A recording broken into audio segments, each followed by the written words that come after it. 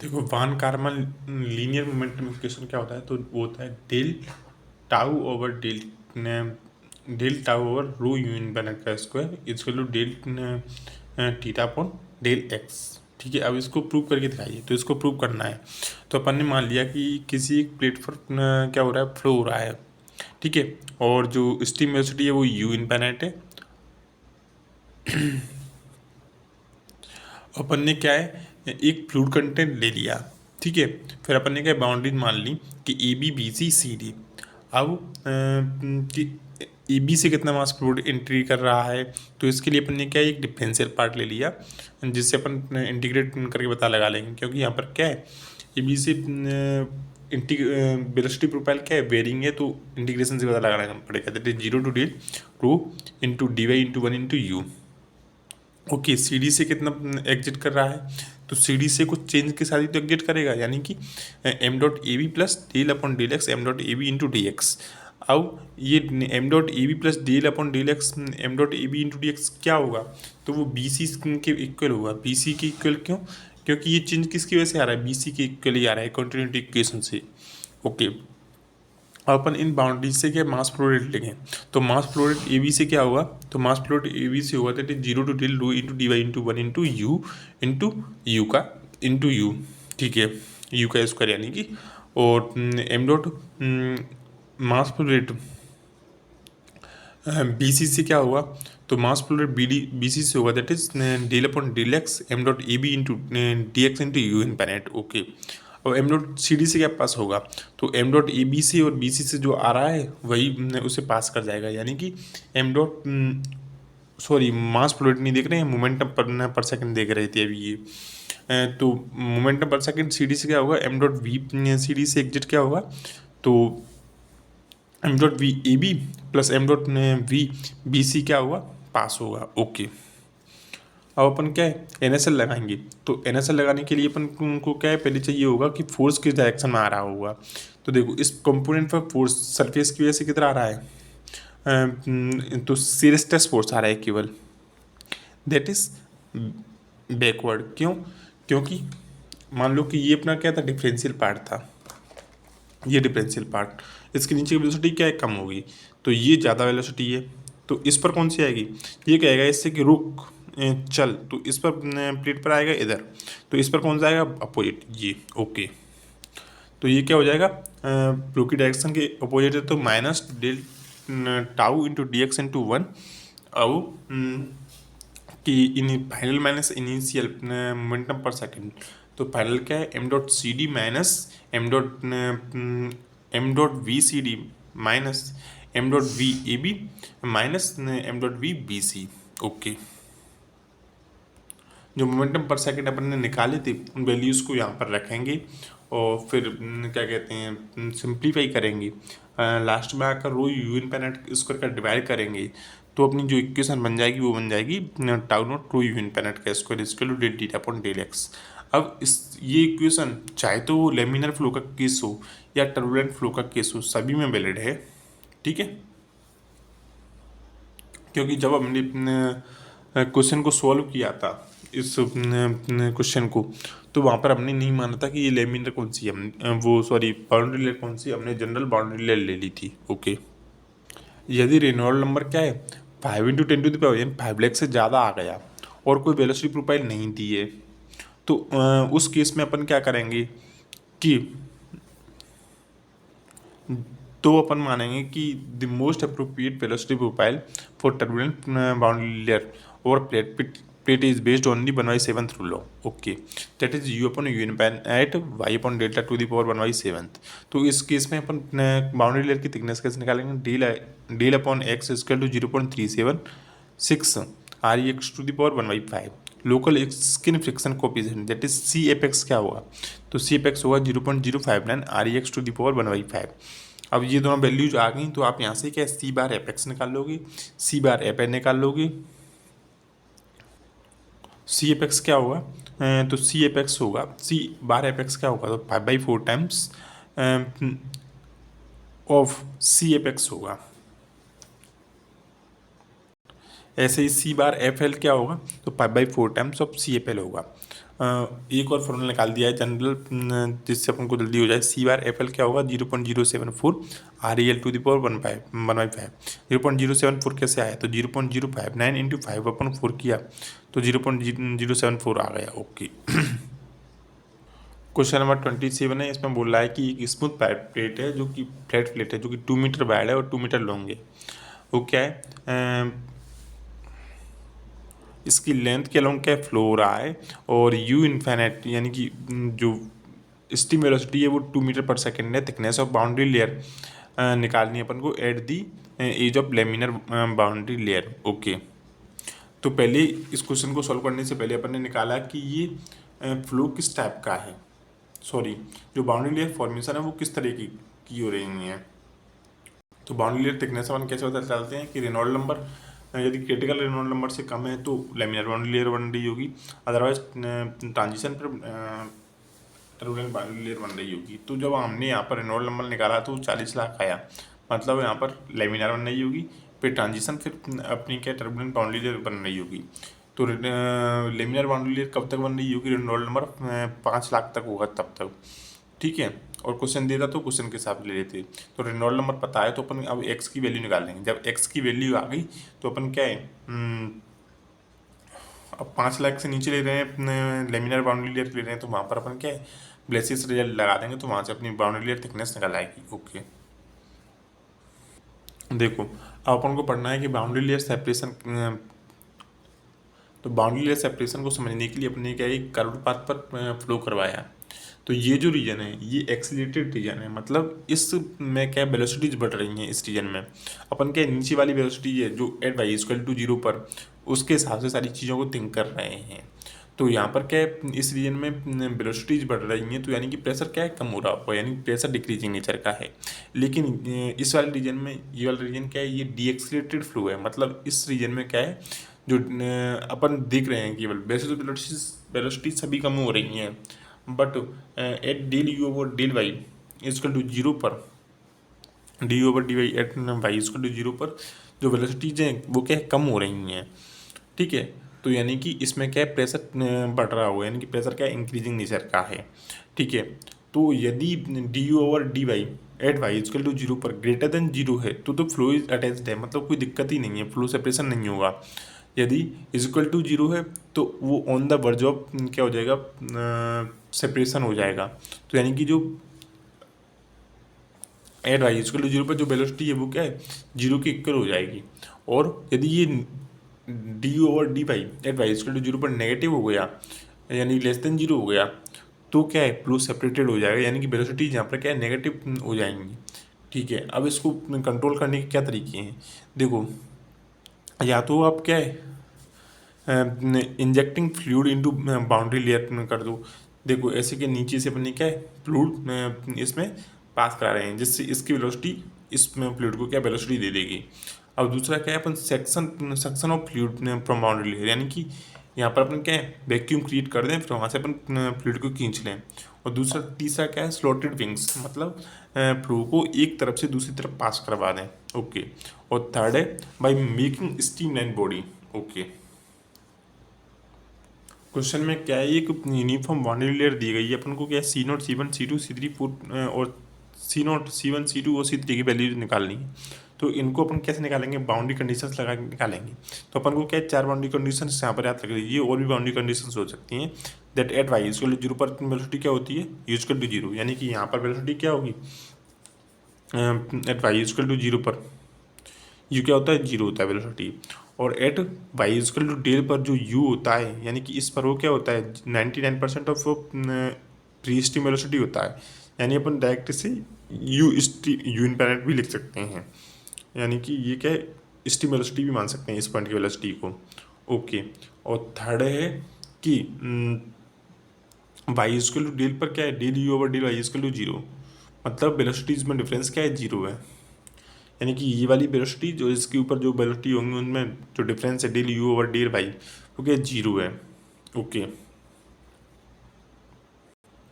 मतलब जब आप उनका क्या डिफ्रेंशिएशन करोगे तो वो 0 आएगा। ओके, क्योंकि कांस्टेंट वेलोसिटी जो होगी। ओके, अब मैक्सिमम के लिए अपन क्या करते हैं, तो मैक्सिमम वेलोसिटी क्या होती है, मैक्सिमम वेलोसिटी होती है एट वाई इक्वल टू 0 पर मैक्सिमम वेलोसिटी होती है, सॉरी, शियर स्ट्रेस मैक्सिमम होता है, tau naught should be maximum at, tau naught क्या होता है, that is mu D U over D Y.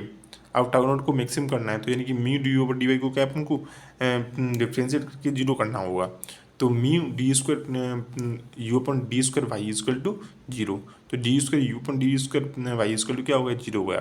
तो यानी कि at Y equal to zero पर क्या होना चाहिए, d square u upon del square u upon del y square equal to zero. तो ये चार बाउंड्री कंडीशंस होंगी, यहाँ पे अप्लाई करोगे तो सी नॉट सी वन और सी टू थ्री की वैल्यू आ जाएंगी। C naught C one C two और सी थ्री की वैल्यूज को जब आप इक्वेशन में पुट करोगे तो आपको वहाँ से क्या है, एक वेलोसिटी प्रोफाइल मिल जाएगी। ऐसी कई वेलोसिटी प्रोफाइल बनाई जा सकती हैं। अब ऐसे ही दूसरे क्वेश्चन में बोल रहा है कि C naught C one C two three C one C two की वैल्यू निकालिए, तो आप इसमें क्या कीजिए, जो तीन बाउंड्री कंडीशंस लगा दिए, at Y equal to zero U equal to zero, at Y equal to del U equal to infinite, at Y equal to del del U over del Y equal to zero. Okay, देख question बोल रहा है कि एक plate पेड़ के ऊपर air move कर रही है, फ्री स्ट्रीम वेलोसिटी या 10 मीटर पर सेकेंड और 50 centimetre away from the leading frontage of the plate, मतलब लीडिंग एज से अपन को बाउंड्री थिकनेस बतानी है और use parabolic profile in the boundary layer.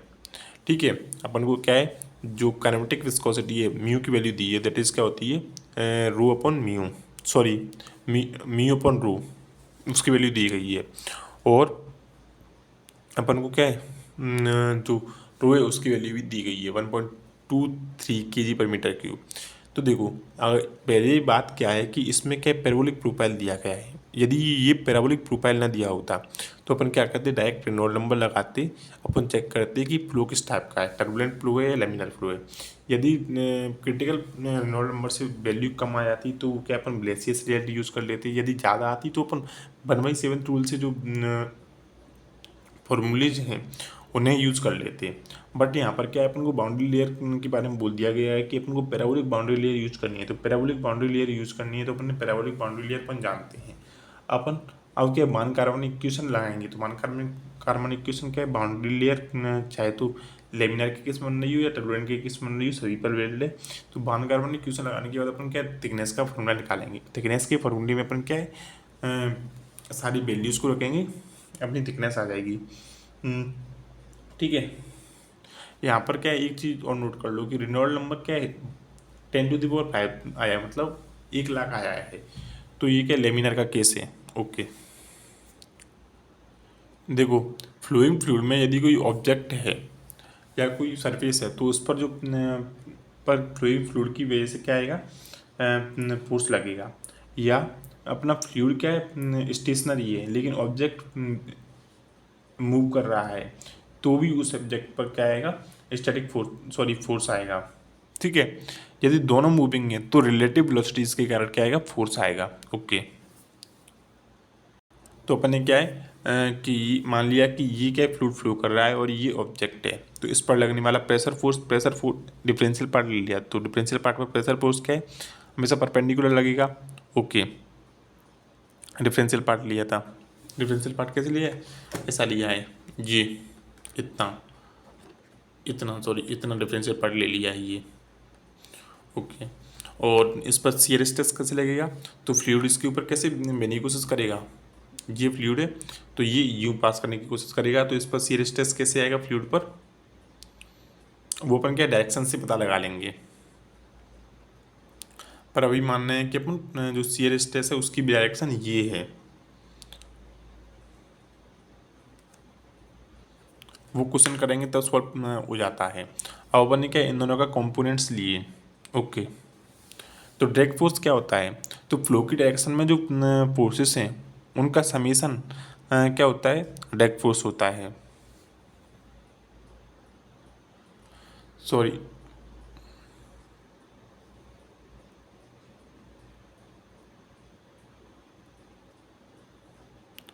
या force exerted by fluid over the body in the direction of flow, that is direct force, or force exerted by the fluid on the body in the direction perpendicular to flow, that is left force। और F D और F L निकालने की दो फॉर्मूले और हैं, that is F D क्या होता है, C D half rho you infinite का स्क्वायर इंटू ए, क्या प्रोजेक्टेड एरिया ऑफ ऑब्जेक्ट है, एफ एल क्या है, सी डी इंटू हाफ रू यूनिपेनेट का स्क्वायर इंटू ए, और यहाँ पे भी ये क्या है, प्रोजेक्टेड एरिया है। सी डी और सी डी क्या है, सी डी और C L that is electric coefficient और ड्रैग कोफिशिएंट है। ओके, तो पहले क्या है, स्ट्रीमलाइन बॉडी क्या होती है और ब्लब बॉडी क्या होती हैं। तो ट्रक क्या है, ब्लब बॉडी है, और कार क्या है, स्ट्रीमलाइन बॉडी है। ठीक है, तो अब अगर आपको प्रोजेक्टेड एरिया देखना है तो आप ब्लब बॉडी में तो आराम से देख लो, और स्ट्रीमलाइन बॉडी में देखना है तो अपन को क्या करना है, फ्लो के परपेंडिकुलर डायरेक्शन में जो एरिया है वही क्या हुआ, यानी कि फ्लो बह रहा है इधर, ऐसे बह रहा है फ्लो, ये यूं, तो आप ऊपर से देखिए तो ये जो प्रोजेक्टेड एरिया बनेगा, जैसे ये ऑब्जेक्ट है, फ्लो यूं आ रहा है, यूं आ रहा है, ये फ्लो बह रहा है, तो आपको भी इसका प्रोजेक्टेड एरिया देखना है, तो फ्लो की डायरेक्शन के परपेंडिकुलर देखना है। तो यहाँ पर आप अपनी आँख रखिए, फिर देखिए नीचे की ओर। ओके, देखो स्टोक्स लॉ वैलिड होता है, मतलब स्टोक्स लॉ क्या कहता है कि रेनॉल्ड नंबर 0.2 से कम हो तो स्टोक्स लॉ वैलिड होता है, और उसमें जो सी डी की वैल्यू होती है वो क्या होती है, दैट इज 24/RE होती है। तो अब अपन क्या फ्लो ओवर स्पेयर देखें, स्पेयर देख रहे हैं। ठीक है, स्टीम वेलोसिटी क्या है, यू इनफिनिट है, डायमीटर क्या है स्पेयर का, दैट इज डी है, तो इसका प्रोजेक्टेड एरिया क्या होगा, दैट इज सर्कल होगा। ओके, अपन एफ डी लगाएं तो एफ डी क्या होता है, C D row half rho a unit का स्क्वायर, सारी वैल्यूज़ को रखा, सी डी की 24/RE, और तो अपन को एफ डी की जो वैल्यू आई वो आई 3 पाई mu you bar, sorry 3 pi mu D you infinite. Okay, पर ये फॉर्मूला कब वैलिड है, जब सी डी की वैल्यू क्या हो, अपन को दी गई यू दैट इज 24/RE, जब सी डी की वैल्यू 24/RE नहीं दी गई है, कुछ और डी गई है, तो अपन जनरल फॉर्मूला यूज़ करेंगे, that is C D into half rho A U infinite का स्क्वायर। अब इसी केस को अपन यूज़ कर लें, एफ डी इसके लिए 3 पाई म्यू डी यू इनफिनिट। तो जैसे कि अपना क्या है, जैसे सेडिमेंट्स डाउन होते हैं अपने किस में, टैंक में, सेडिमेंटेशन टैंक में, तो उस केस में अपन क्या स्टीम वेलोसिटी, सॉरी क्या है वो निकालें, क्या कहते हैं, टर्मिनल वेलोसिटी, या जो अपनी बूंदें हैं वो गिर रही हैं धरती पर, तो टर्मिनल वेलोसिटी निकालें, तो वो कैसे निकालेंगे, तो वी टी निकालना है। तो यहाँ पर क्या अपन ने लिया है, ये पानी के अंदर लिया है, और जो डेंसिटी ऑफ बॉडी है दैट इज रो बी, और डेंसिटी ऑफ फ्लूइड है दैट इज रो एफ। यदि अपन एयर के केस में लेते तो अपन अब इसका प्री बॉडी डायग्राम बनाएं, तो इस पर वेट लगेगा नीचे की तरफ, और ड्रैग फोर्स लगेगा, और बुओयेंसी फोर्स लगेगा ऊपर। यदि यही अपन बूंद के केस में लेते तो बूंद के केस में क्या है, बुओयेंसी फोर्स नेगलेक्ट कर देते, केवल क्या लेते, ड्रैग फोर्स लेते हैं, क्योंकि जो एयर है उसकी क्या होती है, डेंसिटी बहुत कम होती है। ओके, अब अपन ने क्या किया कि लगाया कि F D plus F B इसका वैल्यू क्या है, एम जी है, और बुओयेंसी फोर्स की वैल्यू पता है अपन को, ड्रैग फोर्स की वैल्यू पता है स्पेयर के केस में, ये अपन क्या स्पेयर के केस में देख रहे हैं स्पेसिफिकली, और बूंद भी क्या होती है, स्पेयर भी होती है, इसलिए आपको स्पेयर का बूंद का उदाहरण दे दिया। तो एफ डी की वैल्यू निकाली थी 3 पाई म्यू डी यू इनफिनिट, और एफ बी की वैल्यू अपन को पता ही है क्या होती है, दैट इज होती है कि रो वेट की इक्वल होती है rho v g, m n two g, और एम एन टू जी को लिख सकते हैं रो वी। ओके, बट यहाँ पर जो रो आएगा वो किसका आएगा, बॉडी का आएगा। ओके, सॉरी रो आएगा वो किसका आएगा, उसका आएगा फ्लूइड का, और ये एम जी में रो आएगा वो किसका आएगा, वो बॉडी का आएगा। अब उनको ने इसको सॉल्व किया तो अपनी जो वेलोसिटी आई, टर्मिनल वेलोसिटी वो आई that is rho b minus rho a d square g upon 18 mu. अभी भी एक चीज़ द्वारा बार बार रिपीट करके बोल रहे हैं कि स्टोक्स लॉ वैलिड है, यानी कि सी डी की वैल्यू 24/RE है, रेनॉल्ड नंबर 0.2 से कम आना है, तब ये फॉर्मूलेज लगा सकते हैं बस। ओके, तो अब अपन क्या सिलेंडर रखे हैं, फ्लो ओवर अ सिलेंडर, तो अपन ने क्या सिलेंडर का प्रोजेक्टेड एरिया क्या होगा, सर्कल होगा, तो अपन ने क्या ये सर्कल सिलेंडर रखा है फ्लो में। तो यहाँ पर क्या है, पहले केस में फ्लो की सिमेट्री है, यानी कि जो सिलेंडर है उस पर ऊपर और नीचे क्या है, जो प्रेशर फोर्सेस हैं उनकी वैल्यू क्या सेम है, क्योंकि वेलोसिटी सेम है। ठीक है, तो यहाँ पर जो लिफ्ट फोर्स होगा वो 0 होगा। जबकि नीचे वाले केस में अपन देखें, रोटेटिंग सिलेंडर के केस में, तो ये क्लॉकवाइज रोटेट कर रहा है तो ऊपर की वेलोसिटी क्या है, बढ़ जाएगी। ऊपर की वेलोसिटी क्यों बढ़ी, अपन क्या प्रोजेक्टेड एरिया से देख रहे हैं ये चीज़, अपन क्या स्पेयर के केस से देख रहे हैं, ऐसा ही सिलेंडर के केस में भी होगा, सिलेंडर बनाया नहीं है, ठीक है। तो ऊपर की वेलोसिटी क्या है, ऊपर क्लॉकवाइज घूम रहा है तो ऊपर की वेलोसिटी क्या बढ़ जाएंगी, क्योंकि नीचे की वेलोसिटी कम हो जाएंगी, नीचे की वेलोसिटी कम हो जाएंगी तो प्रेशर बढ़ जाएगा। तो अब ये प्रेशर बढ़ने से क्या होगा कि एक्स्ट्रा ऊपर का प्रेशर से बैलेंस नहीं कर पाएगा और कुछ अलग वैल्यू होगी प्रेशर की ज़्यादा, तो उसका कंपोनेंट लेंगे तो लिफ्ट फोर्स आएगा। तो यानी कि नीचे केस में लिफ्ट फोर्स की वैल्यू 0 नहीं है और नीचे से प्रेशर ज़्यादा हो रहा है तो अपना जो लिफ्ट फोर्स होगा क्या है, ऊपर की ओर होगा डायरेक्शन।